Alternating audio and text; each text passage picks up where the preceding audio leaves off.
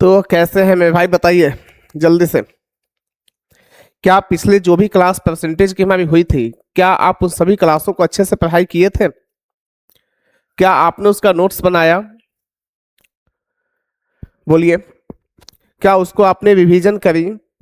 क्या सारे क्वेश्चन बन पा रहे हैं आपसे? चलो जल्दी से जवाब देते जाओ भाई। क्या सभी क्वेश्चनों का जवाब मिल पाएगा? क्या आपको जो भी क्वेश्चन हमने दिया था, यहाँ पे हमने सॉल्व कराया था, क्या उन सभी क्वेश्चनों को आपने सॉल्व किया? नहीं किया है तो आपसे रिक्वेस्ट है, हम्बल रिक्वेस्ट है कि उन सभी क्वेश्चनों को एक बार जा करके बैठो घर पे तसल्ली से, और दोबारा खुद से वीडियो को बंद करने के बाद फिर से दोबारा से क्वेश्चन को बनाओ। काफ़ी अच्छी अच्छी सिलेक्टेड क्वेश्चन आपको करा रहे हैं जो एग्जाम के पॉइंट ऑफ व्यू से काफ़ी इंपॉर्टेंट है, ठीक है। तो इसलिए कोशिश ये करना है कि हम इन सभी क्वेश्चनों को देखें, ठीक है ना। चलिए अब आगे देखते हैं। आज हमारा टाइप 6 है। टाइप 6 परसेंटेज की क्लास है। परसेंटेज की क्लास में आज हम टाइप 6 देखेंगे। टाइप 6 की क्लास दिखेगा। टाइप 6 में है क्या, जरा समझने की कोशिश करना है, यहाँ पे देखने की कोशिश करना है। देखो जरा ध्यान से। ये टाइप 6 को समझाने से पहले थोड़ा सा हम एक एक्स्ट्रा क्लास भी इसमें लेंगे। एक्स्ट्रा क्लास क्या है जरा समझो। यहाँ पे सबसे पहले इसमें बात क्या है, इसमें बात है इनकम, एक्सपेंडिचर और सेविंग की बात है। मान लेते हैं कि मान लो कि हम जो है पूरे महीने का 100 रुपये कमाते हैं, 100 रुपया, और हमने वहां पे 70 रुपये खर्च कर दिया, 70 रुपये। तो बताइए हम वहां पे कितने रुपए सेविंग कर रहे हैं? तो आप कहोगे सर अगर 100 रुपया आपने कमाया, 70 रुपया आपने खर्चा कर दिया, इसका मतलब 30 रुपया बचाया। सीधे सी बात है। ये बिल्कुल आसान कॉन्सेप्ट है, जस्ट लिखने समझने की कोशिश कीजिएगा। इससे पता चलता है कि income is equal to expenditure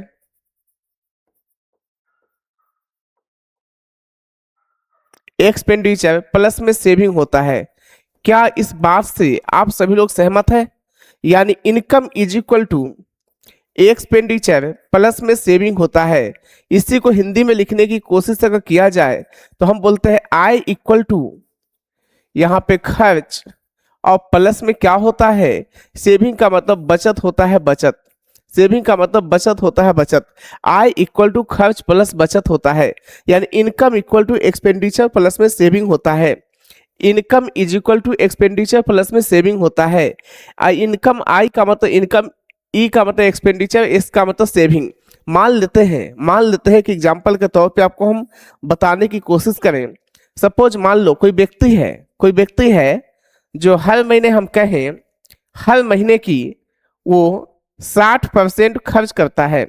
हम कहें कि यहाँ पे वो जो है व्यक्ति 60% खर्च करता है, यानी उसका जो एक्सपेंडिचर है वो हमें 60% दिया है। तो बताइए अगर एक्सपेंडिचर से 60% है, क्या ये देखते ही क्या ये दोनों डाटा आप निकाल सकते हो? तो आप कहोगे जी सर, क्योंकि आपको पहले से पता है कि इस दुनिया में सबकी इनकम 100% ही होती है। इस दुनिया में सबकी इनकम 100% ही होती है।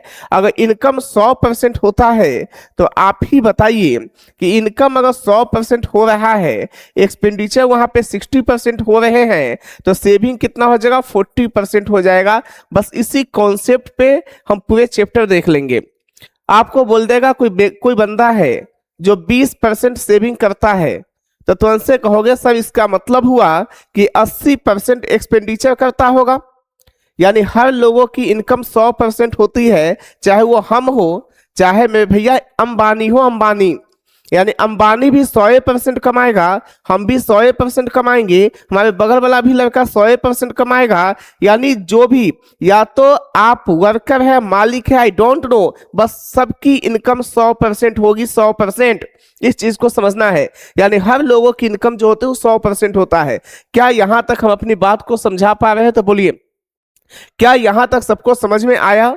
यानी इस दुनिया में हर लोग की जो इनकम होती है वो 100% होता है। बात समाप्त। इसमें और कोई दिक्कत वाली बात है ही नहीं। यहाँ पे और कोई दिक्कत वाली बात है ही नहीं। इसको समझने की कोशिश कीजिएगा, ठीक है ना। अब देखिए, अब हम क्वेश्चन पे आते हैं। क्वेश्चन को बड़ा ध्यान से रखना है।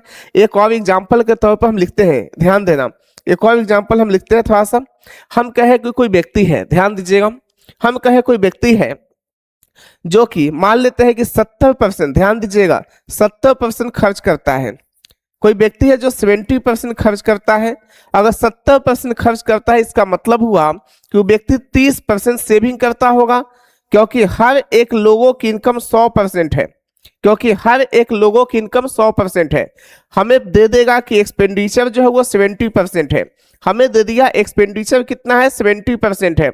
अगर एक्सपेंडिचर 70% है तो बताइए, एक्सपेंडिचर अगर 70% है तो इसका मतलब यहाँ पे जो सेविंग होगा 30% होगा, यहाँ जो इनकम होगा वो 100% होगा। क्वेश्चन में आपसे ऐसे पूछेगा, ऐसे कहेगा कि अगर मान लीजिए कि जो इनकम है, अगर इनकम यहाँ पे आपको कहेगा, इनकम यहाँ पे 30% बढ़ गया, कितना बढ़ गया, 30%। आपसे क्वेश्चन में पूछेगा कि इनकम यहाँ पे 30% बढ़ गया, तो 100 का 30% केवल आप वृद्धि लिख के बनाना है, 130 नहीं लिखना। 130 लिख के हम टाइम को किल नहीं करेंगे। 100 का 30% कितना होगा, 30। ऐसा क्लियर है? यानी आपसे बोलेगा 30% इनकम बढ़ा है, इसका मतलब 30 रुपए की इनकम बढ़ी है। आपको पहले ही हमने क्लियर किया है कि 100 वाली डाटा पे परसेंटेज वैल्यू और फिक्स वैल्यू दोनों ही बराबर होते हैं। तो यहाँ पे 30 आ गया। अगर यहाँ पे 30 आ गया मेरे भाई, 30 आ गया। अब आपसे अगर कहता है कि अब यहाँ पे अगर मान लीजिए ये तो एक्सपेंडिचर है जो आपको भी पता है, ये तो इनकम है जो आपको भी पता है, ये तो सेविंग है जो आपको भी पता है। आपको कहेगा जो एक्सपेंडिचर है, एक्सपेंडिचर भी 30% बढ़ गया, सपोज ऐसा बोल दें, या हम थोड़ा कुछ अलग वैल्यू लेते हैं, आपको बोल देगा एक्सपेंडिचर जो है वो 20% बढ़ गया, 20%। यानी एक्सपेंडिचर कितना बढ़ा, 20%। एक्सपेंडिचर कितना बढ़ गया, 20%। ये कितना बढ़ा था, 30%। यानी एक्सपेंडिचर कितना बढ़ा, 20%। बताओ 20% अगर बढ़ेगा तो कितना बढ़ेगा, तो आप कहोगे 7 दूना 14, यानी 14 रुपया उसका खर्च में वृद्धि हुई है। आपको पता है कि इस वैल्यू और इस वैल्यू को जोड़ने से ये वाला वैल्यू मिलेगा, तो इसका मतलब इसमें से इसको घटाओगे तो यहाँ की वैल्यू मिल जाएगा ना। अब बताइए 30 में से 14 जाएगा तो कितना बचेगा, आप कहोगे सर 16 बचेगा, 16। आपसे क्वेश्चन में पूछेगा कि बताइए सेविंग में कितने की वृद्धि हुई है, सेविंग में कितने % की वृद्धि हुई है। तो बताइए अगर सेविंग में यानी बचत में आपसे वृद्धि % पूछता है, अगर क्वेश्चन में ऐसे पूछ दे यानी बचत में आपसे पूछेगा वृद्धि % कितना होगा, तो क्या कहोगे, यहाँ पे देखो बचत में वृद्धि कितने का हुआ, 16 का, 16 का। नीचे कितना, बेस वैल्यू, बेस वैल्यू कितना है, 30, तो यहाँ पे 30 लिख दोगे। अब बताओ आप ही इसको जब कैंसिल करोगे तो कितना से होगा, 8 दूना 16, ये कितना, 15। अगर आपको परसेंटेज में निकालने अगर डायरेक्ट याद नहीं है तो 100 से गुना कीजिएगा, तो कितना लिखिएगा, 3 पचे 15, यहाँ पे कितना, 20 पचे 100, ये कितना, 160/3 कीजिएगा।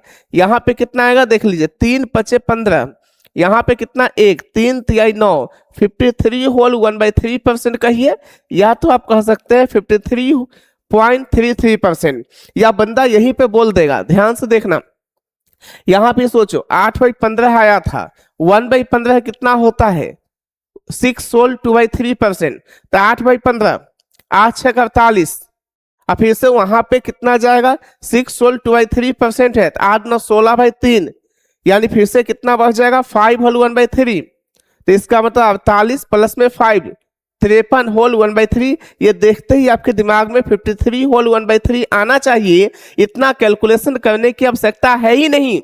अगर आप इतनी कैलकुलेशन कर रहे हो तो समझ जाइए आप अपनी टाइम को बर्बाद कर रहे हो। यानी हम यहाँ पे देखते 8/15, आपके दिमाग में तुरंत आता कि आप तो याद करवाए थे हमसे 1/15 का वैल्यू 8 होल 1/3% होता है, तो 8/15 का वैल्यू, इसका मतलब हुआ कि यहाँ पे देखिए 1/15, 6 होल 2/3%, 6 होल 2/3%, तो कितना, 8 6 48, 8 9 16, 16/3, 5 होल 1/3, यानी 48 प्लस 5 होल 1/3 कितना होता है, तो 53 होल 1/3%। बात समाप्त। यही एक कॉन्सेप्ट है जिस कॉन्सेप्ट को लेकर के हम परसेंटेज की इस टाइप को पूरे टाइप क्लियर कर लेंगे और पूरे टाइप की हर क्वेश्चन को बना लेंगे। क्या ये कॉन्सेप्ट सभी लोग समझ पाए हो? अगर समझ गए हो तो जल्दी से हाँ बोलिए। क्या मेरे भाई इस कॉन्सेप्ट को सभी लोग समझ पाए हो? ठीक है, आगे देखो। आगे फिर देखते हैं इसी क्वेश्चन में आगे। यहां तक किसी को कोई तकलीफ है? नहीं है। अगर नहीं है तो आगे देखिए, एक क्वेश्चन आपके सामने लिखा हुआ है, जल्दी से आंसर करके बता दो आंसर कितना होगा। हमें लगता है क्वेश्चन अगर तुम सीख गए हो तो 10 सेकंड का काम है, 10 सेकंड में निपटा दोगे क्वेश्चन को। अब देखिए क्या बोलता है, राम अपनी आय का 60% खर्च करता है। मैं भाई 60% खर्च किया तो 60% खर्चा कर दिया। आप कहोगे जी सर। यहाँ देखो तो आपको तुरंत दिमाग में आया इसका मतलब 40% बचाता होगा, ठीक है। अब देखिए क्योंकि इनकम हर लोगों की कितना होता है 100%, इनकम कितना होता है 100%, ठीक है। यहाँ तक क्लियर है। अब देखो उसकी आय 15% बढ़ गया, जब 15% बढ़ेगा तो आय में वृद्धि कितने का? 15 का। फिर क्या बोलता है, सो देखो उसका खर्च भी 15% बढ़ गया तो इसमें भी कितने की वृद्धि? 15% का। जब इसमें भी 15% का वृद्धि होगा तो 15 6 का 90, 9 रुपया बढ़ेगा, 9 रुपया, यानी 60 का 15% 9 होता है 9। अब बताओ 9 में कितना जोड़िएगा कि आपको 15 मिलेगा? तो आप कहेगा सर 6 जोड़ना होगा, 6। अगर इसमें हम 6 को ऐड कर दें तो 9 + 6 15 मिलेगा। अब आपसे क्या पूछता है, उसकी बचत में कितने % का बदलाव होगा, यानी सेविंग में बदलाव पूछता है, सेविंग में। तो सेविंग में बदलाव कितने का होगा बता दो। तो आपको होगा सर 6/40, 6/40 होता है। 1/40 कितना? 2.5%। 1/40 का वैल्यू 2.5%, यानी 2.5 गुना में 6 कितना होता है? तो 15% आंसर है। बात समाप्त। आपको अगर ये सब चीजें ध्यान में है तो क्वेश्चन को ऐसे उड़ा के रख दोगे। 1/40 2.5%, तो 6/40 कितना हो जाएगा? अब सोचो जल्दी से। तो 15%, उससे भी नहीं है तो देखो 3 दूना 6, 20 दूना 40, 3/20, 1/20 5%, 3/20 कितना? 15%, यानी 15%। अब इससे ज्यादा हम भैया नहीं लिखेंगे, आप नाराज होइए या खुश होइए, क्योंकि अगर पूरा लिखने लगे तो आपकी भी आदत पड़ जाएगी। इसलिए थोड़ा सा चीजों को ऐसा सीखिए। क्या बताइए इस क्वेश्चन में किसी को कोई डाउट है तो बोल लीजिए, अगर नहीं है तो अगले क्वेश्चन पे आए हम। क्या नेक्स्ट क्वेश्चन पे आया जाए? जल्दी से इसको लिखिए, नोट कीजिए, फिर अगले क्वेश्चन को मूव करते हैं हम। जल्दी से लिखना है। बोलिए क्या हो गया सबका? चलिए हो गया तो आगे देखिए नेक्स्ट क्वेश्चन। अगला क्वेश्चन फिर से आपका इंतजार कर रहा है, बताइए इसका आंसर क्या होगा? क्या होगा इसका आंसर? जल्दी से करके बता दो भाई। तो देखिए बोलता है कोई व्यक्ति अपनी आय का 75% भाग खर्चा करता है। तुरंत आपके दिमाग में गया कि सर 75% भाग खर्चा कर देता है 75%, इसका मतलब सर ये 25% बचा लेता होगा, यानी 100% कमाता होगा। ये चीज तो देखते इस सबके दिमाग में आ गया भाई, यानी 75% खर्चा किया, यानी 25 रुपया बचाया, 100 रुपया कमाया, सीधे सी बात है। अब देखो उसकी आय में 20% बढ़ जाती है, अगर वृद्धि देखोगे तो 20 रुपया की वृद्धि हुआ। उसका खर्च भी 10% बढ़ जाता है, इसी को खर्च है, खर्च। ये तो इनकम है, ये तो सेविंग है। खर्च जब 10% बढ़ेगा मेरे भैया, तब आपको पता है 10% का मतलब वो जो नंबर है वो नंबर लिख दीजिए और एक अंक बाद क्या लगा दीजिए? दशमलव।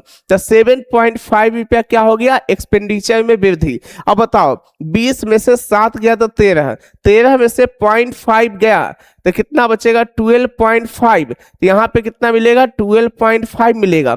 अब आपसे क्या पूछता है, उसकी बचत में कितने % की वृद्धि होगी? बचत में, तो बचत में जो वृद्धि % लिखोगे कितना लिखोगे? 12.5 बाई कितना? 25। 12.5 से देखिए ये 2 बाई में कटेगा, 1/2 का मतलब 50% होता है, जो आपका आंसर है, यानी बी ऑप्शन करेक्ट है। क्या इस बात से सहमत है सब लोग? क्या ये चीजें समझ में आया? तो जल्दी से हाँ बोल दीजिए।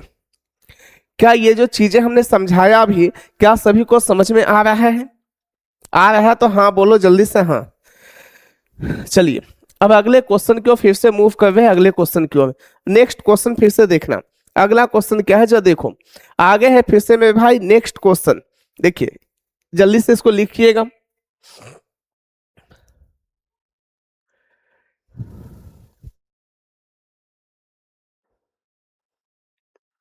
हो गया ना? चल देखो यहाँ, चलिए नेक्स्ट क्वेश्चन अब ये आया है आपके सामने, काफी अच्छी क्वेश्चन है, जल्दी से करके बता दीजिए क्या होगा? क्या होगा आंसर? देखो राजू की आय उसके खर्च से 44.44% अधिक है, यानी 44.44% अधिक है। तो मेरे भाई एक चीज बताइए आप ही, अच्छे से बताना प्यार से। हमें एक चीज बताओ, 44.44% का जो फ्रैक्शन वैल्यू होता है वो कितना होता है? कितना होता है? 1/9 11.11%। इसका मतलब ये 4/9 का वैल्यू है। 1/9 जो होता है 11.11% होता है, 11.11%। तो 4/9 44.44%। ठीक है। क्या बोलता है? राजू की आय, यहाँ पे आय की बात हुआ है, आय की। फिर क्या बोलता है? उसके खर्च से, यहाँ पे क्या बात है? यहाँ पे खर्चा है। फिर क्या बोलता है? यहाँ पे क्या है? तो सेविंग है, सेविंग। हमने यहाँ पे सेविंग लिख दिया। ठीक है। बोलता है कि आय उसके खर्चा से इतना अधिक है, अधिक यानी 4 अधिक बोला। इसके बारे में बोला अधिक है, ये अधिक, ये अधिक है। यानी इसका मतलब क्या हुआ? ध्यान से समझो। यानी उसका जो खर्च से, यानी खर्च कितना? 9 हो गया, इनकम कितना? 13 हो गया। इसका मतलब है हम बताएं कि जब भी नॉन टर्मिनेटिंग डाटा तुमको दिखे तो फ्रैक्शन से बनाना, उसमें 100 में जोड़कर या घटाकर हम क्वेश्चन को नहीं बनाते। हम उस टाइप की क्वेश्चन को कैसे बनाते हैं? तो हमेशा हम फ्रैक्शन में बदलने के बाद ही बनाते हैं। अब देखो यहाँ पे 9 हो गया, 4 अधिक तो 13 हो गया यहाँ पे। अब आगे पढ़ो। यदि उसकी आय देखो, अब सोचो यहाँ पे अगर ये 9 है तो सेविंग कितना हो जाएगा? 4। ये सबको समझ में आ रहा है? 9 में जब 4 जो ऐड करोगे तो 9 + 4 कितना होता है? 14। 9 + 4 कितना होता है? 14। इसका मतलब ये 13 लाने के लिए 9 + 4 करोगे 13 मिलेगा। 9 + 4 13 होता है, 13 होता है। चलिए अब देखिए क्या बोलता है यहाँ पे, कहता है इसके इनकम में 60% इंक्रीज कर गया, यानी इंक्रीज किया है कितना? 60%। अब बताओ इसका 60% जब निकालोगे ना मेरे भाई, तो 13 का 60% कितना होता है? 13 × 6 = 78, 7.8। ये 7.8 हो जाएगा इनकम। इनकम में ये हमेशा याद रखना, यहाँ पे जो हम निकालते हैं ना वो केवल वृद्धि निकालते हैं, टोटल वैल्यू नहीं निकालते। टोटल निकालते तो 13 × 7 = 20, 20.8 लिखते, लेकिन हमने ऐसा नहीं लिखा। क्यों ऐसा लिखे? उसका कोई काम ही नहीं है। हमें जितना जल्दी से क्वेश्चन बनाना है ना। अब यहाँ पे 7.8 आ गया। अब आगे देखो फिर से, और उसके व्यय में 70% की वृद्धि होती है यहाँ पे, यानी उसका जो एक्सपेंडिचर है, एक्सपेंडिचर कितना है? 9। 9 में भी कितना की वृद्धि होता है? 70% का। तो 9 का जब 70% निकालोगे, इसका जब 70% निकालोगे तो आप ही बताओ ना कितना मिलेगा? 9 का 70%, 9 × 7 = 63, यानी 6.3 मिलेगा। 9 का 70%, 9 × 7 = 63, यानी 630। 2 अंक बाद दशमलव लगाएंगे, 6.3 आएगा। बोलता उसकी बचत। फिर देखिए अब आप ही बताइए, 6.3 इनकम किया, सॉरी एक्सपेंडिचर किया, एक्सपेंडिचर। इनकम कितना? 7.8 किया, तो सेविंग कितना करेगा? घटा के लिख दो। 8 में से 3 गया तो 5 बचता है। यहाँ पे कितना बचेगा? 7 में से 6 गया, 1 बचता है। यानी 1.5 का जो वैल्यू है क्वेश्चन में, 1.5 यूनिट का जो वैल्यू है वो कितना है जी? 12,000 है, 12,000। दशमलव हटाओगे तो यहाँ पे एक 0 शिफ्ट होगा। क्या पूछता है यहाँ पे क्वेश्चन में? तो उसके प्रारंभिक व्यय और प्रारंभिक बचत का अंतर ज्ञात कीजिए। यानी प्रारंभिक व्यय देखो यहाँ पे है, यहाँ पे, और प्रारंभिक बचत कितना है? यहाँ पे है। तो 9 में से, यानी क्वेश्चन में कहता है 9 - 4 का वैल्यू बताइए। 9 - 4 का, इसका वैल्यू क्या मिलेगा? 5। यानी हमको क्या निकालना है? 5 यूनिट का वैल्यू। तो बताइए 15 का वैल्यू ये है, तो इसका 1/3 है, तो 12 का 1/3 कितना होता है? 4। यानी 4 पे कै गो जीरो लगा देंगे? 4 गो। जो आपका आंसर है, देखिए क्या कोई ऑप्शन है क्या? आप कहोगे जी सर ए ऑप्शन करेक्ट है, ए ऑप्शन। क्या इस बात से सब लोग सहमत है? अगर सहमत है तो जल्दी से हाँ बोलिए। केवल डिजिट टू डिजिट में हम आंसर निकाल ले रहे हैं, बस 2-3 लाइन लिख करके, 2-3 डिजिट लिख करके आंसर निकल जाता है। बस इतना में ही आपको करना है क्वेश्चन। अगर इस क्वेश्चन को और मेंटली बनाने की प्रयास कीजिएगा तो और बनेगा। यही 3-3 6 डिजिट लिखना था, ये सब तो मन में कैलकुलेशन हो जाता है, मन में। तो आपको ज्यादातर कैलकुलेशन मन में भी करना है, इसका भी ख्याल अच्छे से रखना है। क्लियर हुआ ये? क्या यहाँ तक किसी को कोई डाउट है तो बोल लीजिए, बोलिए। क्या इस क्वेश्चन में किसी को कोई डाउट है? हमें लगता है कि यहां तक कोई डाउट नहीं होगा। क्लियर है ना? चलिए बताइए, क्या इस बात से सभी लोग सहमत हैं? आप लोग क्या हमारी बात को समझ पा रहे हैं? अगर समझ पा रहे हैं तो जल्दी से हाँ बोल दो भैया, जल्दी से, जल्दी से बोल दीजिए। क्या आगे फिर देखा जाए? क्या नेक्स्ट क्वेश्चन देखें अब? चलिए अगले क्वेश्चन को मूव करते हैं। अगला क्वेश्चन देखो, नेक्स्ट क्वेश्चन है ये। चलो इसको जल्दी से बना के दिखा दो तो मानेंगे कि चलो भाई अब आप लोग भी पढ़ने लगे हो। जल्दी से बताओ क्या होगा इसका answer. What is the answer of this question, क्या होगा इसका आंसर, क्या होगा इसका आंसर, जल्दी बताना है। देखो क्या बोलता है क्वेश्चन में कि सोनू जो है अपनी आय का 15% बचा लेता है। सोनू अपनी आय का 15% बचा लेता है, आय का, इसका मतलब आय का 15% बचा लेता है। तो मेरे भैया आपको भी पता है कि इनकम इज इक्वल टू क्या होता है, एक्सपेंडिचर प्लस में क्या होता है, सेविंग। आप कहोगे जी सर। देखो आय का 15% बचा लेता है, आय का, तो अगर 15% बचाता है ना तो खर्चा का मतलब 85% करता होगा, और यहाँ पे जो है ना इनकम 100% करता होगा। क्या ये बात समझ में आया। यानी 100 रुपया कमाता होगा जिनमें 15 रुपया वो बचाया और 85 रुपया खर्चा कर दिया। अब देखिए आगे फिर क्या बोलता है, यदि उसकी आय में 20% की वृद्धि हो जाए, 20% का। अब बताइए इसमें अगर 20 की वृद्धि कीजिएगा ना 100 में, तो वृद्धि होगा 20 का, यानी 20 रुपया बढ़ेगा। यानी 100 में 20% का वृद्धि अगर करते हैं तो कितना बढ़ेगा मेरे भाई, आप कहोगे 20 रुपया बढ़ेगा, 20 रुपया। अब देखिए वृद्धि, केवल वृद्धि वाला लाइन लिखते हैं भी ध्यान रखना। और वह अब भी पहले जितना ही बचत करता है, बताओ, और वह अब भी पहले जितना ही बचत करता है। यानी पहले 15 रुपया बचत करता था तो आज भी 15 रुपया बचत किया। तो बताओ बचत में वृद्धि कितने का है, तो आपको सर 15 माइनस 15 जीरो होता है। इसका यहाँ पे जीरो की वृद्धि है, जीरो का। इसका मतलब हुआ कि यहाँ पे सर 15 लिखना होगा, 15, तब ना 15, सॉरी यहाँ पे 20 लिखना होगा, 20। अगर यहाँ पे 20 लिखोगे तभी तो ये दोनों को जोड़ने से आपको 20 मिलेगा, 20। यहाँ पे हमें क्या लिखना होगा, 20। अब यहाँ पे 20 आ गया तो क्या बोलता है आगे, उसके खर्च में कितने परसेंट की वृद्धि हुई। यानी उसका जो एक्सपेंडिचर है उसमें कितने परसेंट का वृद्धि हुआ ये पूछता है। तो बताओ कितने परसेंट का वृद्धि हुआ, परसेंटेज वृद्धि पूछता है आपसे। तो क्या लिखोगे यहाँ पे 20 बाई कितना, 85, 20 बाई 85 करो।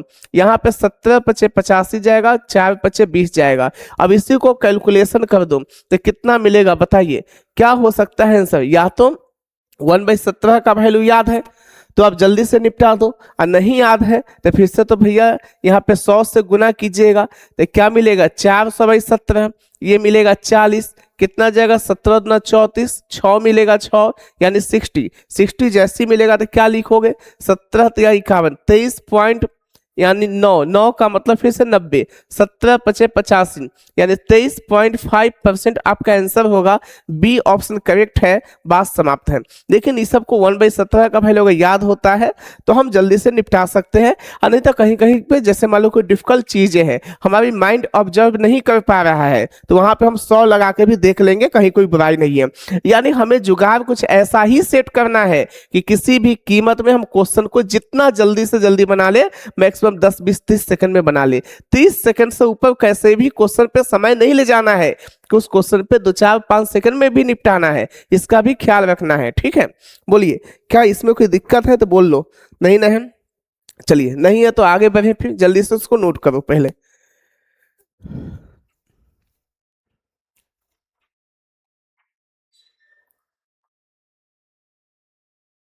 हो गया, नोट हो गया, आगे देखे फिर बताइए। क्या सभी लोग नोट कर लिए हैं तो बोलिए जल्दी से। हो गया ना भाई, चलिए आगे देखते हैं नेक्स्ट क्वेश्चन। चलो इसको जल्दी से करके बताओ क्या होगा इसका answer. What is the answer of this question. एक क्वेश्चन और हमने लिया है, क्या बताओ जल्दी से क्या मिलेगा इसका आंसर। क्या कोई बताएगा, क्या कोई है जो बता सकता है इसका आंसर, बताओ। देखिए यहाँ पे क्या है समझने की कोशिश करो। यहाँ पे कहता है एक व्यक्ति की मासिक आय 87,500 रुपया है। भाई बहुत ही बड़ा बड़ा वैल्यू है, तो हम भी क्या करें पहले इसको छोटा वैल्यू निकाल लो। यानी मासिक आय यानी इनकम, इनकम कितना दिया 87,500। फिर मासिक खर्चा, खर्चा कितना दिया देखो 5 पे 4 को जीरो लिख दो, 4 को जीरो, 2 जीरो से 2 जीरो गया, 25 से काटो। याद रखना काटने का एक तरीका आपको बताते हैं जो आपको कई गुना स्पीड से आंसर निकाल कर देगा। 100 में 25 4 को होता है, 100 में 25 4 गो आता है, तो 800 में 25 32 गो आएगा, 32 और 3 कितना 35 गो आएगा। यानी देखो 25 से कितना जल्दी हम काट लिए, यहाँ पे 25 से कितना 20 बाई में, ये कितना 4 पचे 20 जाएगा, ये कितना 7 पचे 35 जाएगा। हमने इनकम और एक्सपेंडिचर का जो रेशियो निकाला है वो कितना निकाला 7:4। यानी यहाँ पे इनकम लिखिए, यहाँ पे आपको पता है एक्सपेंडिचर प्लस में सेविंग लिखते हैं, तो यहाँ पे देखिए इनकम कितना 7 आया, एक्सपेंडिचर कितना 4 आएगा, तो सेविंग कितना आएगा मेरे भाई, तो आप कहोगे 3 आएगा। अब 4 में 3 जोड़ने से ही ना 7 आता है। क्या ये छोटी सी काम नहीं कर सकते हो तुम लोग? हो सकता है ना, चलो ठीक है। अब देखो यहाँ पे क्या बोलता है, यदि अगले वर्ष उसकी आय 33% बढ़ जाती है, अगर उसकी इनकम में 33% क्या होता है इंक्रीजमेंट आता है, बढ़ती है, तो बताओ 7 का 33%। यहाँ पे जब आप 33% निकालोगे तो कैसे निकालोगे, यहाँ पे तो जीरो वाला है नहीं जी परसेंटेज से काटे, तो देखो 70 21 के एक हासिल 2, 70 21 2 कितना 23, यहाँ पे परसेंटेज के लिए 2 अंक बाद दशमलव लगाओ, 2.31 वृद्धि होगा, वृद्धि। क्या बोलता है खर्च 18% बढ़ जाती है, जब खर्चा 18% बढ़ता है तो यहाँ पे क्या आएगा 18 चुक 72, 0.72, 0.72 क्या होता है एक्सपेंडिचर में वृद्धि।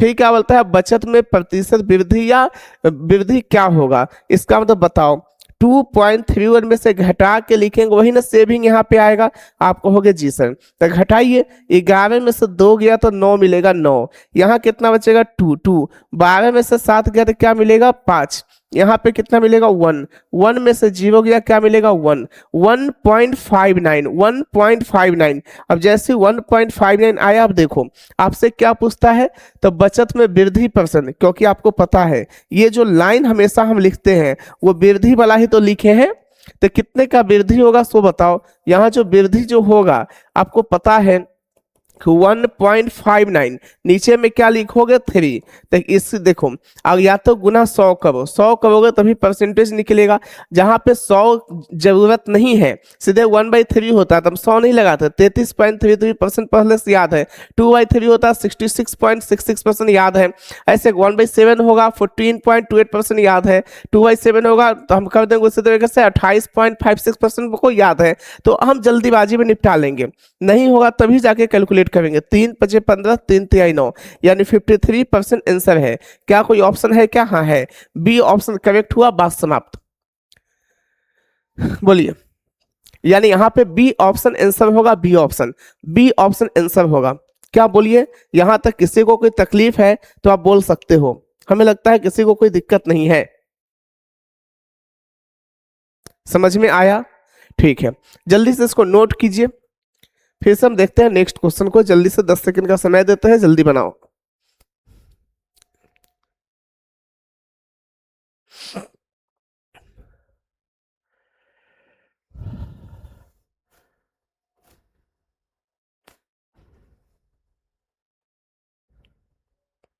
चलिए नेक्स्ट क्वेश्चन क्यों मूव कर रहे हैं। देखो जी, अगला क्वेश्चन है आपका, देखो काफी अच्छी क्वेश्चन है, चलो करके बताओ, इस बार तो मजा आ जाएगा करके तुमको, बहुत ही अच्छी क्वेश्चन है, करो भाई जल्दी से।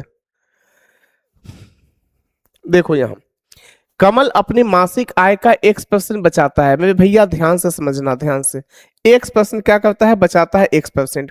अगर जो X% बचाता है ना भैया, तो आपको पता है ना इस पर 10% नहीं बोला जो 1/10 करके बनाएंगे, X% बोला, यानी वेरिएबल डाटा पे क्वेश्चन सेट किया गया है, तो हमको थोड़ा सा समझना पड़ेगा इस चीज को, डायरेक्ट हम जुबान पे नहीं कर पाएंगे लेकिन थोड़ा बहुत लिख के कर लेंगे।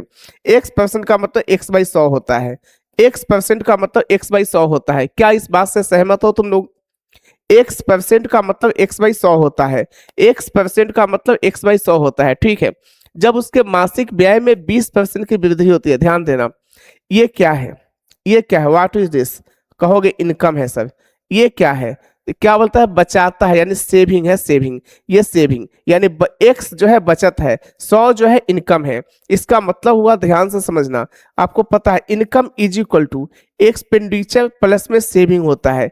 क्या इस बात में कोई दिक्कत है? आप कहोगे नहीं, इसका मतलब इनकम यहाँ पे 100 है तो हमने भी 100 लिख दिया, यहाँ पे सेविंग कितना है X है तो हमने भी लिख दिया। क्या एक्सपेंडिचर कोई बताएगा? तो जल्दी से आप बोल सकते हो 100 - X लिखो ना सर, क्या ये छोटी छोटी बातें पूछते रहते हो? यानी इसका मतलब हुआ कि यहाँ पे जो एक्सपेंडिचर होगा 100 माइनस एक्स होगा। क्लियर है? क्लियर है। अब जब हम इस बात को समझो ध्यान से, उसके मासिक व्यय में 20% की वृद्धि होती है। मासिक व्यय में व्यय यहाँ पे देखो कितना है, एक्सपेंडिचर को व्यय बोलते हैं, यानी यहाँ पे व्यय को एक्सपेंडिचर बोलते हैं। अब बताओ मासिक व्यय में कितने की वृद्धि होती है? 20% का। जो लोग को कष्ट होती है यहाँ देख लेना, ऐसे ये सब चीज लिखने की आवश्यकता नहीं पड़ना चाहिए। सब 20% का मतलब 1/5, वृद्धि हुआ तो 6/5, यानी डायरेक्ट यहाँ पे 6/5 से गुना कर देंगे, 6/5 से हो गया। लेकिन कुछ लोगों को कष्ट होती है तो देख लो 20% का मतलब कितना, 1/5। इसमें वृद्धि बोला है, वृद्धि, तो वृद्धि होने के बाद क्या होता है, 6/5। इसी का मल्टीप्लाइंग फैक्टर क्या मिलता है, 6/5। वृद्धि के बाद 5 एक 6 और नीचे में 5 के 5 रह जाता है, तो 6/5 से गुना। फिर देखो फिर से क्या बोलता है, उसकी मासिक आय में 26% की वृद्धि होती है। ध्यान से समझिएगा, मासिक आय में 26% की वृद्धि होती है। तो थोड़ा सा देखो ध्यान से समझना, यहाँ पे देखिए जी, थोड़ा सा नीचे वाले लाइन में लिखते हैं ताकि आपको समझ में आएगा, ताकि आपको समझ में आएगा। ठीक है,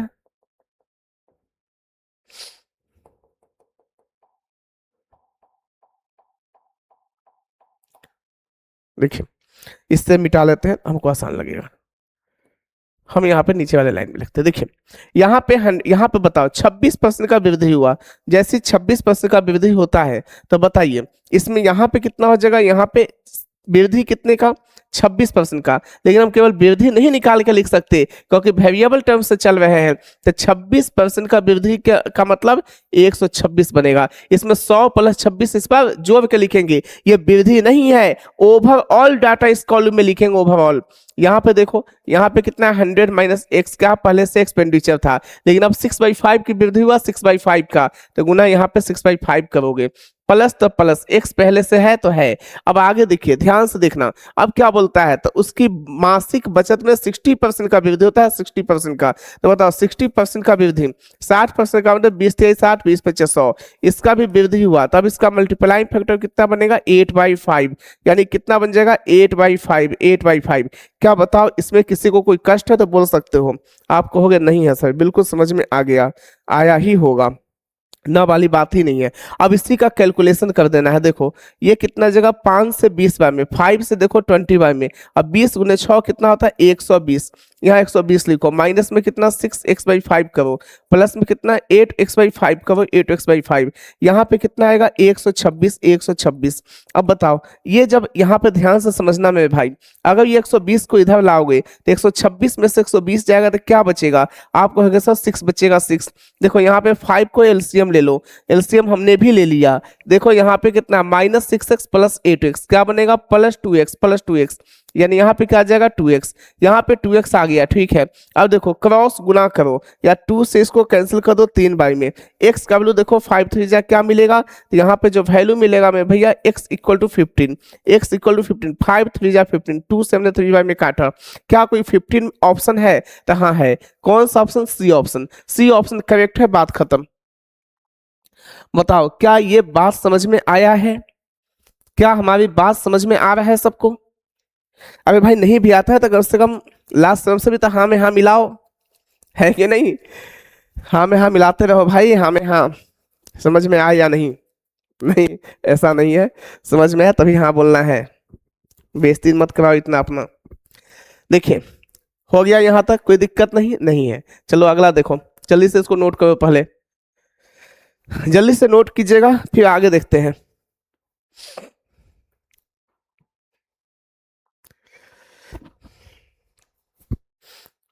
बोलिए, अगर किसी को कोई दिक्कत है तो बोल सकते हैं आप, नहीं ना है? चलिए जी नेक्स्ट क्वेश्चन देखते हैं अब, अगला क्वेश्चन। चलो आ गया नेक्स्ट क्वेश्चन आपके सामने, जल्दी से करके बता दो इसका आंसर कितना होगा। बोलता है सोनू अपनी आय का 15% बचा लेता है, 15% बचा लेता है। आपको भी पता है सर कि इनकम इक्वल टू क्या होता है, तो एक्सपेंडिचर प्लस में सेविंग होता है। सोनू अपनी आय का 15% बचा लेता है, बचाता है यानी सेविंग करता है 15%। फिर बोलता है यदि उसकी आय में ध्यान देना 15% बचाता है, इनकम में तो सबके 100 ही ना होता है भैया, तो ये कितना हो जाएगा 85 होगा कि नहीं होगा, 85 प्लस 15 ही मिलके ना 100 बनता है। काहे नहीं समझते हैं, काहे नहीं दुख समझते हैं मेरा, कि अगर 15 रुपया बचाए हैं तो 85 रुपया खर्चा किए हैं, यानी 100 रुपया कमाए हैं, यही ना बात आएगा जी। आप कहोगे जी सर। अब देखिए उसकी आय में 20% का वृद्धि हुआ, 20% का, तो यानी 20 रुपये की केवल वृद्धि से चलो इस बार वृद्धि होती, जब वेरिएबल डाटा रहेगा तभी ओवरऑल वैल्यू लिखना है, नहीं तो केवल वृद्धि लिख के निपटा देना है, क्यों बार में घटाना जो है ना भाई।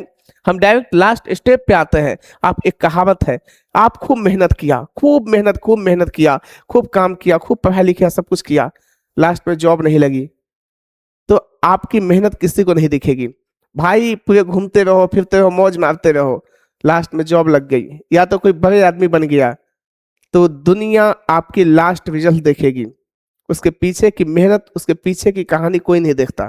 तो इसलिए क्या है कि आपको लास्ट रिजल्ट पे आना है और लास्ट रिजल्ट लेकर दिखाना है, ठीक है। अब देखिए यहाँ पे ध्यान से देखना, उसकी आय में 20% का वृद्धि हुआ तो 20 हो गया यहाँ पे। वह अब भी पहले जितना ही बचत करता है, पहले जितना ही। अब सोचो, पहले जितना बचत करता था आज भी उतना ही बचत करता है, तब बचत में वृद्धि कितने का हो गया, 0 का। बचत में वृद्धि कितने का हो गया, 0 का। तो यहाँ पर यहाँ का वैल्यू कितना होगा, 20, यहाँ की वैल्यू 20 से ना होगा जी, 20 प्लस 0 20, कितना हो जाएगा बताइए। बचत में वृद्धि 20 बाई कितना, 50 से लिखिएगा, ये कितना हो जाएगा, इसको जो कैंसिल कीजिए तो कितना होगा, 17 पचे 85, ये कितना 4 पचे 20, 4 बाई 17 कितना होता है 23.5%। बात खत्म। 23.5 नहीं है तो 400 बाई 17 करके भाग देके देख लो, आ जाएगा आपके दिमाग में से। बोलिए क्या किसी को इसमें कोई तकलीफ है, तो आप कहोगे नहीं है सर। नहीं है तो चलो अगले क्वेश्चन को मूव करो। चलो 84 नंबर,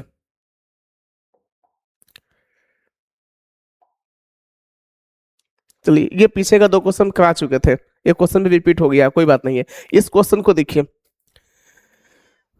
देखिए यहाँ पे ये क्वेश्चन है आपके सामने, एक आदमी और उसके परिवार का निर्वाह व्यय उसके वेतन का 60% है। देखो बहुत ही जबरदस्त क्वेश्चन है, इसमें 2-2 3-3 कॉन्सेप्ट है, सक्सेसिव का भी यूज है इसमें, इसमें नई नई कॉन्सेप्ट भी लगाई जा रही है। आपको हर नए नए कॉन्सेप्ट को भी ख्याल में रख करके क्वेश्चन को बनाना है। देखो यहाँ पे क्या है, बोलता है यहाँ पे क्वेश्चन में कि एक आदमी जो है, एक आदमी और उसके परिवार का निर्वाह व्यय यानी एक्सपेंडिचर, एक्सपेंडिचर यानी the expenditure on the cost of living of a man and his family is 60% of his salary he gets two increment of 30% and 60%। उसके सैलरी में जो इंक्रीमेंट हुआ है वो 30% एंड 60% है। फिर बोलता है in this salary if his saving increases by 250%, और उसके जो सेविंग है उसमें कितने का इंक्रीमेंट हुआ, 250% का of his initial saving, then the new cost of living expenditure is what percent, यानी what percent of the increased salary। यानी आपको बताना है rounded off the nearest integer, integer में आंसर बताना है, उतना लॉन्ग नहीं लेके जाना है आपके आंसर को। तो देखो कैसे बनाओगे, एकदम प्यार से समझने की कोशिश कीजिएगा, समझ में तो आना ही है। जा देखिएगा क्या बोलता है कि यहाँ पे व्यय यानी एक्सपेंडिचर है, उसके वेतन यानी इनकम, इनकम का 60% है। आप मुझे बताइए ना ये 60% का मतलब कितना होता है, आप कहेगा सर ये 60% का मतलब 3/5 होता है, 3/5। यानी एक चीज तो हमें पता है कि income is equal to expenditure plus में सेविंग होता है, सेविंग, ये चीज हम सबको पता है, हम सबको पता है पहले से कि income is equal to expenditure plus में सेविंग होता है, सेविंग हम भी लिख चुके हैं। देखिए क्या होता है कि वह अपने वेतन में 30% और 60% की 2 वृद्धि करता है, उससे पहले लिखो, यानी उसका जो व्यय है उसके वेतन का 60% है, वेतन का यानी इनकम, ध्यान से देखिएगा, अगर इनकम 100 रुपया है ना, 100 रुपया, तो 100 का 60% यानी देखिए उसका जो एक्सपेंडिचर है इनकम का 60%, इनकम अगर 100 तो इनकम का 60% कितना, इनकम का 60% 60, इनकम का 60% कितना होगा 60। ये 60 कहाँ लिखेंगे, एक्सपेंडिचर की जगह, ये 60 कहाँ लिखेंगे, एक्सपेंडिचर की जगह। फिर क्या बोलता है क्वेश्चन में, उसको देखिए, तो वह अपने, फिर देखिए तो आप ही बताओ अगर एक्सपेंडिचर 60 आ गया तो सेविंग कितना आएगा 40। क्या ये बात सब लोग को समझ में आया। यानी क्वेश्चन में एक लाइन बोला उसके इनकम का 60%, तो इनकम 100, इनकम का 60% 60, इसका मतलब सेविंग कितना 40, बात समाप्त। वह अपने वेतन में 30% और 60% की दो वृद्धि करता है, यानी एक 30% का, एक 60% का। देखो लगातार वृद्धि है, अगर लगातार वृद्धि लगातार कमी जब भी रहता है तो हम वहाँ पे सक्सेसिव का इस्तेमाल करते हैं। अगर वो जैसे मान लो फिक्स डाटा हो तो सक्सेसिव का इस्तेमाल, अगर वहाँ पे डेसिमल में फ्रैक्शन में कोई डाटा दिया हो तो रेशियो या मल्टीप्लाइंग फैक्टर का इस्तेमाल करते हैं, मल्टीप्लाइंग फैक्टर का, ये ख्याल रखो। तो यहाँ पे फिक्स है 30 और 60 का सक्सेसिव, हमें निकालना है 30 और 60 का सक्सेसिव। तो 30 और 60 का सक्सेसिव हम आपको बताए हैं x प्लस वाई, 60 30 कितना 90, प्लस में कितना 36 18, 1800 भाई 100 कितना मिलेगा 18, 90 10 100 108%, यानी 108% वृद्धि है, वृद्धि 108% का वृद्धि है। कितने का वृद्धि हुआ 108% का वृद्धि है, 108% का। अब देखो हम कहे क्वेश्चन में कि 100 रुपया तुम कमाया, 10% बढ़ गया भैया 10%, तुम झट से बोलोगे इसका मतलब हमारा इनकम तो 110 हो गया। हम कहें कि तुम 20% 100 रुपया कमाया, 20% बढ़ गया इनकम, झट से बोलोगे अब हमारा इनकम 120 हो गया। अगर हम बोले 50% बढ़ा तो 150 बोलोगे, हम बोलेंगे कि 90% बढ़ा तो तुम 190 बोलोगे, हम बोले 98% बढ़ा तो तुम 198 बोलोगे, हम बोले 100% बढ़ गया तो तुम 100 बोलोगे, नहीं 200 बोलोगे 200। हम बोले 108% बढ़ गया तो 100 प्लस 108 यानी 208% हो गया, 208%। New income will be 208%, new income will be 208%, not increment income, it is the fix income 208%। ठीक है, क्या बोलिए इस बात से सहमत हो तुम लोग? आप कहोगे जी सर। अब देखिए फिर से बोलता है सक्सेसिव, जब भी दो या तीन यानी दो या दो से अधिक जब भी कोई डाटा लगातार वृद्धि या कमी में आता है तो हम वहाँ पे सक्सेसिव लगाते हैं फिक्स डाटा पे, और डेसिमल और फ्रैक्शन वाले डाटा पे हम रेशियो या तो मल्टीप्लाइंग फैक्टर लगा के क्वेश्चन को बनाते हैं। क्लियर हो गया? अब देखो यहाँ पे, अब यहाँ पे क्या है समझने की कोशिश कीजिए, जरा समझने की भी कोशिश कीजिएगा मेरे भाई, ध्यान से, बिल्कुल प्यार से देखना है, बिल्कुल प्यार से देखिए।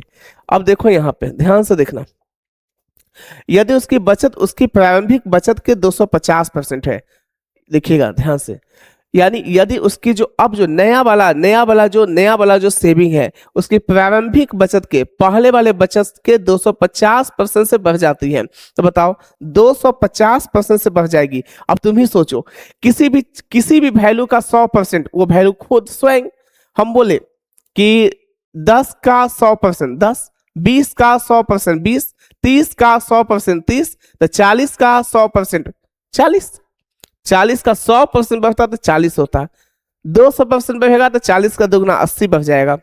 अब 50% अगर बढ़ेगा तो कितना 40 का आधा 20, इसका मतलब कितना बढ़ जाएगा यहाँ बता दीजिए, 80 और 20 100 बढ़ जाएगा, 100 यानी यहाँ की वैल्यू कितना हो जाएगा 140, 140। अगर किसी को कष्ट है तो हम लिख के बउआ लेखा बताते हैं। अब देखो अब इतना भी बच्चा हो तो हम क्या करेंगे, 250% का फ्रैक्शन वैल्यू कितना होता है, तो आप कहोगे सर 250 पे 100 लिखिए ना, 250 पे यहाँ पे 100 हमने लिख दिया, ध्यान से देखना 250 पे 100 हमने लिख दिया, 250 पे 100, देखिए यहाँ पे 250 बाई 100 हमने लिख दिया, यहाँ पे 0 से 0 गया, ये 50 25 2 25 10 आ गया, कितना आया 5/2। क्या बोलता है, यदि उसकी बचत उसकी प्रारंभिक बचत के 250% से अधिक है, 250% से अधिक है, यानी पहले 2 था अब नया में कितना हो गया 5 बढ़ा है, तो इसका मतलब अब कितना गुना हो जाएगा 7/2 गुना। अब कितना गुना हो जाएगा 7/2 गुना, कितना का 40 का, तो आप ही बताओ 40 का 7/2 गुना कितना मिलेगा, देखो 20 से कट जाएगा, 20 सते 140 आएगा कि नहीं, यही 140 तो हम यहाँ लिखे हैं। तो काहे इतना बउआ बनोगे तो क्या कैलकुलेशन ना करना पड़ेगा तुमको, थोड़ा सा स्टैंडर्ड लेवल का दिमाग लगाओ।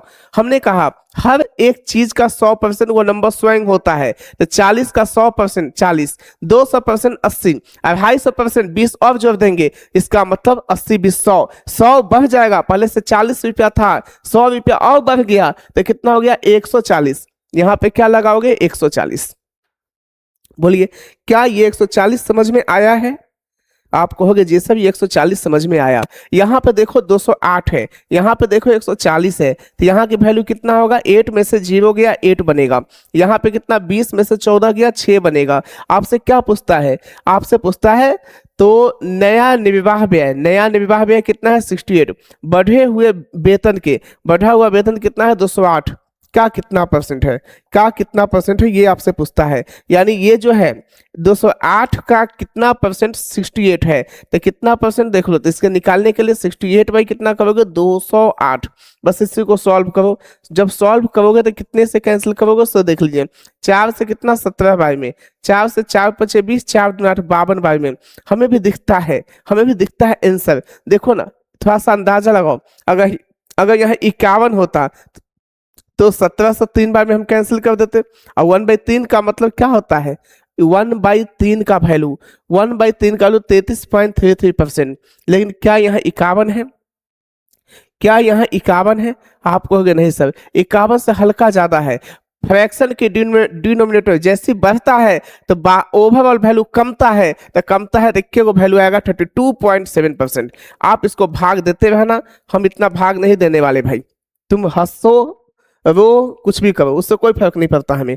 हम एक ही बात समझते हैं, तुमको हम कंसेप्ट सिखाए हैं, अगर इस क्वेश्चन को उड़ाना नहीं सीखते हो तो फिर कोई विकल्प नहीं है, ऐसे भी एग्जाम नहीं निकलेगा तुम्हारा। तो देखो यहाँ पे या तो 17/52 गुना 100 करो, 1700 को 52 से भाग लगाओ। जब तक भाग लगाओगे ना तब तक इतना इतना बड़ा क्वेश्चन बना देता है बच्चा, और तुम भाग देते रहो गुना करते रहो। अरे यहाँ पे 51 होता तो 3 बार में कटता, 1/3 33.33% पहले से याद है। फ्रैक्शन का डिनोमिनेटर वैल्यू जैसे जैसे बड़ा होगा आने वाला वैल्यू छोटा मिलेगा, तो 51 से बड़ा हो गया 52, तो 33.33% से हल्का कम जाएगा। हल्का कम वाला ऑप्शन कोई है क्या, देखिएगा तो ए है। क्या इतना दिमाग नहीं लगा सकते हो भाई, नहीं होता तो डॉक्टर से जाके इलाज कराओ, डॉक्टर से, ठीक है। देखो यहाँ कोई दिक्कत नहीं ना, समझो आगे, आगे है फिर अगर लिख लियो तो जल्दी से लिखो, फिर नहीं तो फिर आगे देखेंगे। क्या सबका हो गया, हो गया है, चलो देखो आगे। चलिए एक क्वेश्चन है, इस टाइप के 3 क्वेश्चन हम कराएंगे आपके साथ में, 3 क्वेश्चन अगर आपने समझ गया तो समझ जाइए इस टाइप की कैसे भी क्वेश्चन कर लोगे। एक न्यू कॉन्सेप्ट न्यू वर्जन के साथ आपको हम कराने वाले हैं, आपके भी दिल खुश हो जाएगा इसके कॉन्सेप्ट को देख करके, लगेगा कि एक नई टेक्निक नई चीज हम सीख रहे हैं। देखो जरा यहाँ पे क्या है, इसमें क्या है, इसमें समझने की कोशिश कीजिए।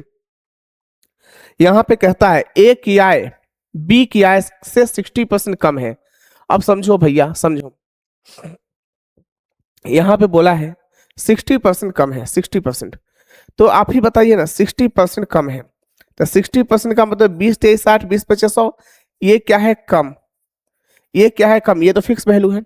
यहाँ पे क्या है ए किया है, ध्यान से समझना ए किया है, यहाँ कितना है ए किया है, यहाँ पे ए किया है, यहाँ पे क्या बोला बी किया है, यहाँ पे बी लिख दो, बी हमने भी लिख दिया। ए किया है बी की आय से 60% कम है, यानी बी की आय से, बी की आय से, तो इसका मतलब ये तो है 5 बी की आय, यानी बी की जो आय निकला वो कितना 5 निकला, 5 से 3 कम बोला है, 3 कम, तो जब 3 कम है तो कितना हो जाएगा, ए का वैल्यू 2 होगा, 2 होगा ना, बिल्कुल सही। अब क्या बोलता है था, देखो ये क्या है, it is the ratio of income, it is the ratio of expenditure, बोलता है ए का व्यय बी के व्यय के 60% के बराबर है, ए का व्यय बी के व्यय के 60% के बराबर है। इसका मतलब मेरे भाई यहाँ समझने की कोशिश कीजिएगा, इन दोनों के बीच का रिलेशन में कंपैरिजन किया गया है, कंपैरिजन, यानी कंपैरिजन कैसे करोगे सो देखना। यहाँ पे बोलता है ए का जो एक्सपेंडिचर है वो बी के एक्सपेंडिचर के 60% के बराबर है, यानी बी का जो एक्सपेंडिचर होगा ना उसका ये 60%। तब पहले इस लाइन को छोड़ देना, क्योंकि हम यहाँ से रिलेशन निकाल ही नहीं पा रहे हैं, या रिलेशन निकाल भी तो निकाल दो। देखो जो ऊपर में वैल्यू होगा, जो वैल्यू ऊपर में होगा उसको पहले लिख दो। देखो पहले दोनों को बराबर करना, कॉन्सेप्ट नंबर 1, यहाँ 2 तो यहाँ भी 2 लिख लेना, यहाँ 2 तो यहाँ भी 2 लिख लेना, तुमको आसान लगेगा सोचना, नहीं तो सोचने में तुमको डिफिकल्ट होगी। क्या बोलता है सर, देखिए ए का एक्सपेंडिचर बी के एक्सपेंडिचर का 60% है, यानी 100% है 60% है, ये 100% है 60% है, तो बताओ 100% का वैल्यू कितना होता है, देखो 5, नीचा 100 होता है 100, तो 100% का वैल्यू 5 और 60% का वैल्यू 3, तो यहाँ पे कितना 5 से गुना, तो यहाँ पे कितना 3 से गुना हो जाएगा ना। आपको होगे जी सर बिल्कुल सही। अगर एक बार 3 से गुना की है ना तो इसको भी 3 से गुना कर दीजिए, यहाँ पे आपको होगे जी सर बिल्कुल सही। आगे देखिए क्या बोलता है, ए की जो आय है वो बी के व्यय का 70% है।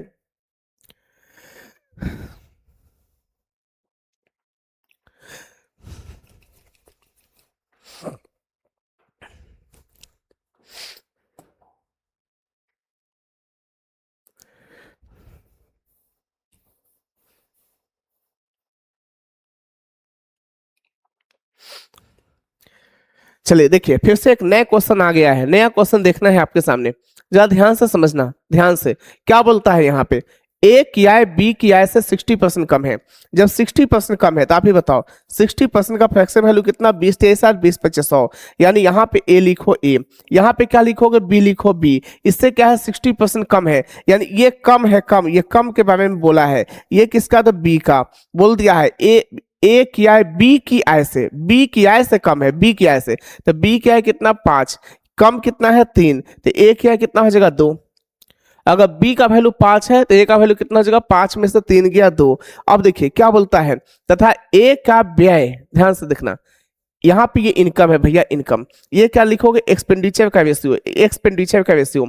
ए का व्यय बी के व्यय के 60% है। देखिए इसका यानी इस वाले डाटा का 60% है, यानी यहाँ भी कुछ ना कुछ एक्सपेंडिचर आएगा, यहाँ भी कुछ ना कुछ एक्सपेंडिचर आएगा, इसका ये 60% है, इतना का ये 60% है। ठीक है, अभी यहाँ का ना वैल्यू पता है ना यहाँ की वैल्यू, तो हम अंदाज पे क्या लिखे भैया, कुछ लिख नहीं सकते, कंपेरिजन तो ये दोनों को लेकर चलेंगे ना। ठीक है, अब अगला स्टेप पर हो, ए की आय, तो ए की आय 2 है, बी के व्यय के 70% है, यानी देखिए ध्यान से इन दोनों में रिलेशन करने की बात आ गई है सामने, इन दोनों के बीच रिलेशन करने की, इसका 70% के बराबर है। तो पहला बात ये होता है कि जब भी देखो जब भी ऐसा लाइन देगा क्वेश्चन में, जब भी ऐसा लाइन देगा क्वेश्चन में, तो इस लाइन पे कमांड बनाना, मेन यही लाइन जो होता है क्वेश्चन को डिफिकल्ट बनाता है, तो इस लाइन पे कमांड करो। पहला काम, ए की जो आय है वो बी के व्यय के 70% है, तो देखो बी के व्यय का 70% है, तो बी के व्यय का, तो पहले दोनों को बराबर कर लो, यहाँ पे 2 है ना तो यहाँ भी 2 लिख दो, हमने यहाँ भी 2 लिख दिया। अब आगे देखो, आगे फिर क्या है, इतना का 70% है, तो 70% का ये 100%, 70% का बराबर तो हो चुका है, तो 70% का वैल्यू कितना होता है, तो आपको होगा 7/10, यानी इसका ये है, यहाँ पे 10 से गुना जाएगा तो यहाँ पे 7 से गुना जाएगा। बोलो ये बात से सहमत हो तुम लोग, क्या ये बात सबको समझ में आ रहा है, तो आपको होगा जी सर बिल्कुल समझ में आ रहा है। अब देखो जैसे अगर समझ में आया है तो मैं भाई एक चीज बताओ फिर से यहाँ पे, तो यहाँ पे अगर ध्यान देना, अब इसका कितना है 60%, 20 का 60%, 20 का 60% 12 होता है, 20 का 60%, 10 गुना 20, 20 गुने 60 यानी 12। अब देखो इसमें अगर 7 से गुना किए हो ना तो कहता है कि हमको भी गुना करो, इसको भी गुना करना होगा। अब क्या पूछता है आपसे, अब आंसर निकल चुका है, ए और बी के बचत का अनुपात ज्ञात कीजिए। बचत क्या होता है, income minus expenditure equal to saving. 14 में से 12 गया 2, 35 में से 20 गया तो 15, 35 में से 20 गया तो 15, 2:15, 35 में से 20 गया तो 15 होता है, 20 10 30 5 35, यानी 35 में से 20 गया तो 15 होता है, 2:5 आपका आंसर है, 2:5 आपका आंसर है। क्या ये क्वेश्चन समझ में आया? ऐसा ही 2 क्वेश्चन और है, एक क्वेश्चन और बेसिक लेवल का है, एक क्वेश्चन हमने एडवांस लेवल का दिया है, करने के बाद आपकी भी मन में सेटिस्फेक्शन आएगा पक्का। चलो अगला क्वेश्चन देखो। देखिए आगे है, ए की आय बी की आय का 57 होल 1/7% है।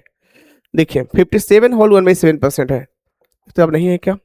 नहीं है, लास्ट ही क्वेश्चन है। देखिए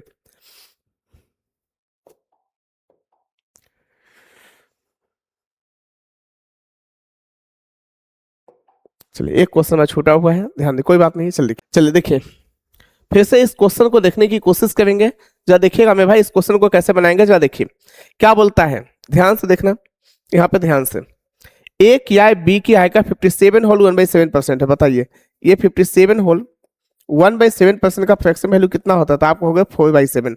1/7 कितना होता है, 14 होल 2/7%, तो 4/7 57 होल 1/7%। ठीक है, आपको होगा जी सर समझ में आ गया। इसका मतलब देखो यहाँ पे ए है, यहाँ पे ए है, यहाँ पे क्या है, तो यहाँ पे बी है, बी है। अब कितना बोलता है, ध्यान से देखना, ए की आय, ए की आय, बी की आय का इतना परसेंट है, बी की आय का इतना परसेंट है, जब बी की आय कितना 7 और ये है 57 होल 1/7% का वैल्यू 4, यहाँ के वैल्यू 4 हो जाएगा। चलिए समझ में आ गया, आ गया। ये क्या निकल रहा है, तो आपको सर ये तो इनकम निकल रहा है। अब हमको सेविंग चाहिए, सेविंग। अब देखो फिर से क्या बोलता है, ए की आय बी की बचत से, ए की जो आय है वो बी की बचत से 525% अधिक है।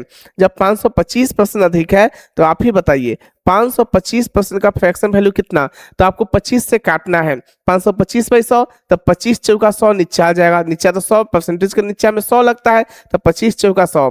525 को जब 25 से काटेंगे तो एक कॉन्सेप्ट होता है, 100 में 25 4 गो, तो 500 में 20 गो, अब 20 है 21 गो, यहाँ पे कितना हो जाएगा 21 हो जाएगा, 21। इसका मतलब सबसे पहले जब भी इस टाइप के क्वेश्चन रहे आपके सामने, तो जो में आपको कंपैरिजन केस दिखेगा, हमने बोला है कि जब भी आपको कंपैरिजन केस दिखता है, कंपैरिजन केस, तो जो कंपैरिजन केस दिखता है ना, उस कंपैरिजन केस में पहले उन दोनों डाटा को बराबर कीजिए, उन दोनों डाटा को बराबर कीजिए। तो बराबर करेंगे तो यहाँ 4 है, तो यहाँ भी क्या लिखेंगे, यहाँ भी 4 ही लिखेंगे। अब देखिए ये तो 100% का वैल्यू है, तो 100% का वैल्यू कितना 4, तो 4 लिखो।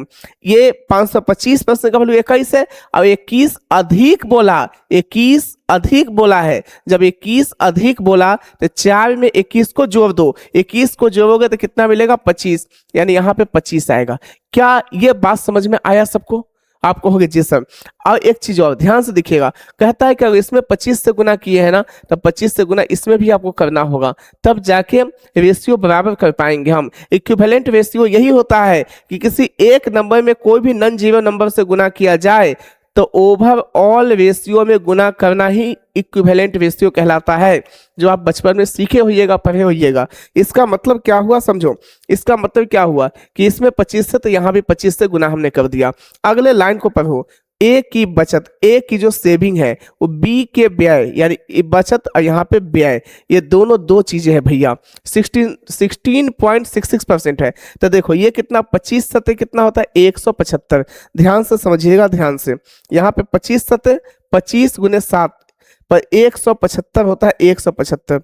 ये क्या निकला, इनकम। यहाँ देखो ये सेविंग कितना 16, दोनों को घटाओ, 15 में से 6 गया तो कितना 9, यहाँ कितना बचेगा 6 में से 1 गया 5, 159 निकला। ये क्या है, तो ये है सेविंग, तो ये क्या निकल जाएगा expenditure. Expenditure, expenditure will be 159, यानी यहाँ जो एक्सपेंडिचर आया है ना सर, यहाँ के जो एक्सपेंडिचर आया है ना वो कितना है 159।